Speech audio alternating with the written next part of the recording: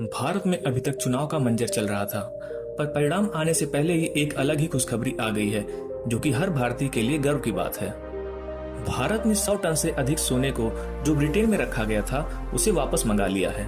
इस 100 टन सोने को लाने के लिए एक स्पेशल एयरक्राफ्ट का इस्तेमाल किया गया।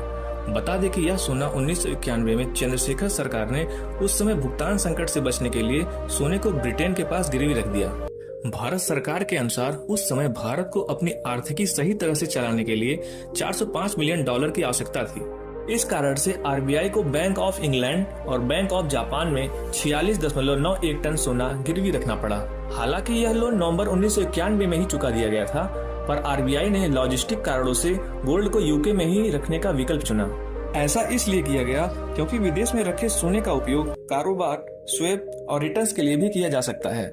इसके अलावा आरबीआई विदेशों से सोना खरीदता भी है, ताकि अंतर्राष्ट्रीय स्तर पर किसी भी देश से लेन देन किया जा सके। बिजनेस टुडे की रिपोर्ट की माने तो आने वाले महीने में फिर से इतनी ही मात्रा में येलो मेटल यानी सोने को देश में लाया जा सकता है।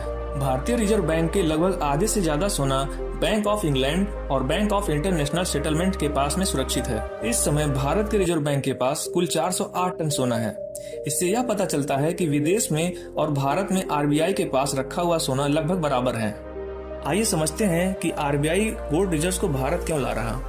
पिछले कुछ सालों में कई देशों के बीच जियोपॉलिटिक्स यानी भू राजनीतिक तनाव पैदा हुआ है, जिस वजह से इंटरनेशनल लेवल पर गोल्ड रिजर्व करने में प्रॉब्लम हो सकती है। जब से पश्चिमी देशों ने रूस की प्रॉपर्टीज पर फ्रीज किया है, तब से विदेशों में रखी संपत्तियों की सुरक्षा को लेकर चिंताएं बढ़ गई हैं। चूंकि रूस पर सैंक्शन लगने के बावजूद भारत उससे व्यापार कर रहा है, तो भविष्य में ऐसा संभव है कि भारत पर भी पाबंदी लग सकती है और उसके गोल्ड रिजर्व भी फ्रीज किए जा सकते हैं। इसलिए भारत ने अपना सोना मंगवा लिया। आइए जानते हैं कि आरबीआई इतने सारे सोने का क्या करेगी। आरबीआई सबसे पहले स्थानीय स्तर पर रखे गए सोने का उपयोग स्थानीय सोने की कीमतों को रोकने के लिए कर सकता है। खासकर गोल्ड एक्सचेंज ट्रेडेड फंड जैसे निवेश की उच्च मांग को देखते हुए आरबीआई ऐसा कदम उठा सकता है। सेंट्रल बैंक की ये प्लानिंग एक मजबूत स्थानीय बुलियन मार्केट डेवलप करने में मदद कर सकती है, जिससे सोने के भंडार विदेश भेजने की आवश्यकता नहीं होगी। भारत में सोना रहने से विदेश को गोल्ड रिजर्व करने के लिए चार्ज नहीं देना पड़ेगा।